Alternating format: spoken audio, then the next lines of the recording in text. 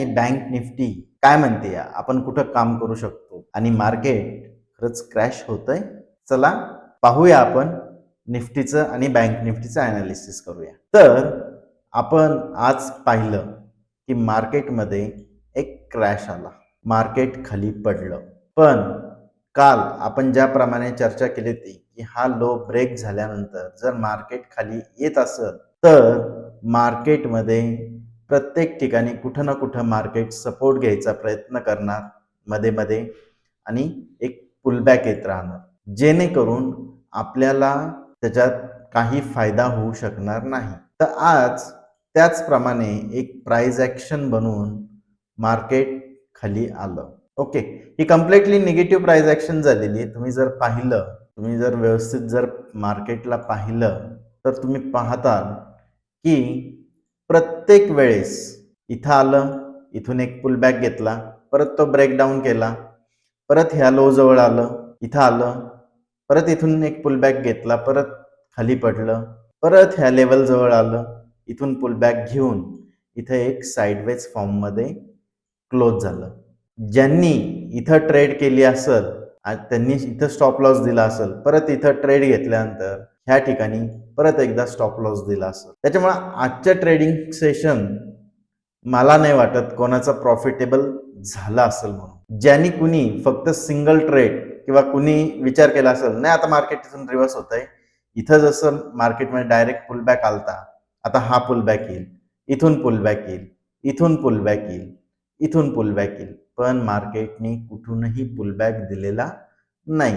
तर आता उद्यासाठी आपण काय प्लॅन करू शकतो? तर आता हा जो एरिया आहे, एवढ्या एरियातून मार्केटने स्पाइक देऊन खाली यायचा प्रयत्न केला, पण इथं बायर्स ऍक्टिव्हेट असल्यामुळं ह्या एरियातून मार्केटने शार्प बाईंग एक झालेली. तर उद्या कदाचित आपल्याला हा लो जर ब्रेक झाला आणि ह्या एरियात जर आलं, हा एरिया पाहिला तर तुम्हाला हा एरिया जर पाहिला तर 200 ते 24,200 ते 24,300 मधला हा 100 पॉईंटचा एरिया हा एक हायली वोलाटाईल एरिया भेटू शकतो. म्हणजे ह्या इथं आलं मार्केट एका कॅन्डलला वरती जाईल, परत खाली येईल, परत वरती जाईल. तर उद्या जर मार्केट गॅप डाऊन ओपन झालं तर मार्केट ह्या रेंजमध्ये फसून जायचे चान्सेस आहेत.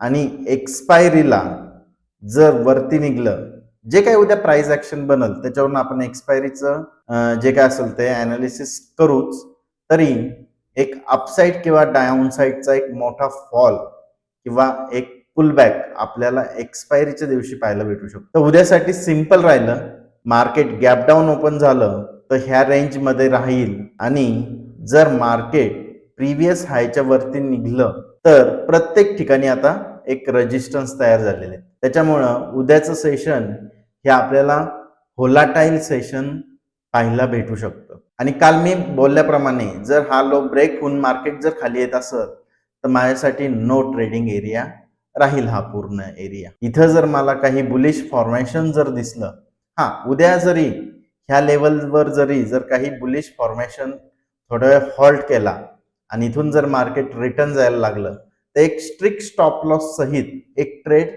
बाय साईडला घेऊ शकतो.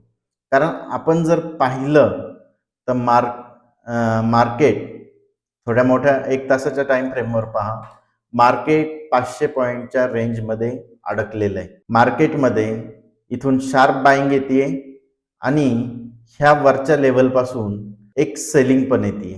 म्हणजे हा जो पूर्ण एरिया आहे साधारणतः 24,200 ते 24,800 लेवल ज्या आहेत ह्या व्होलाटाईल एरिया झालेला आहे. त्याच्यामुळं आपली एक्सपायरी जी आहे ती ह्या रेंजच्या मध्येच आपल्याला भेटायचे चान्सेस आहेत.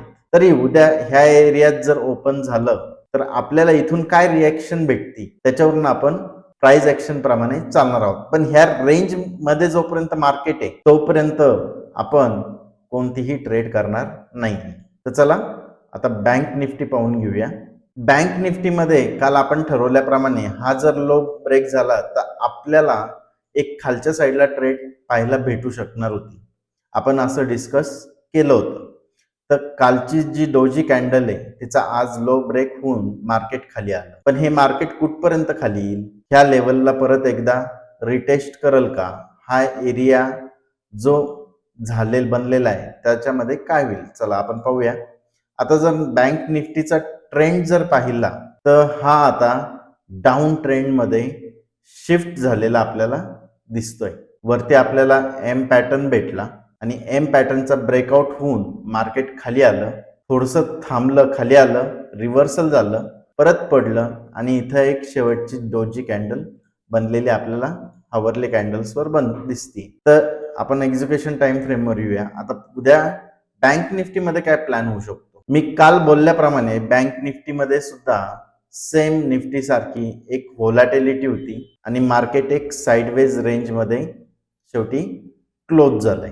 तर आता मार्केट जर गॅप डाऊन ओपन झालं तर आपल्याला ही रेंज टेस्ट करताना इथं पाहू शकतो. त्याच्यामुळे बँक निफ्टीमध्ये एक छोटी स्काल्प ट्रेड बनवू शकते आणि हा एरिया जो राहील, हा एरिया पण बँक निफ्टीसाठी एक व्होलाटाईल एरिया राहील. त्याच्यामुळं मार्केट जर खूप जास्त गॅप डाऊन ओपन झालं तर ह्या एरिया 52,600 पासून 52,250 पर्यंतचा एरिया आपल्याला काय रिॲक्शन भेटते ह्या एरियामध्ये ते पाहण्यासारखं राहील. तर आपला प्लॅन सिंपल राहील.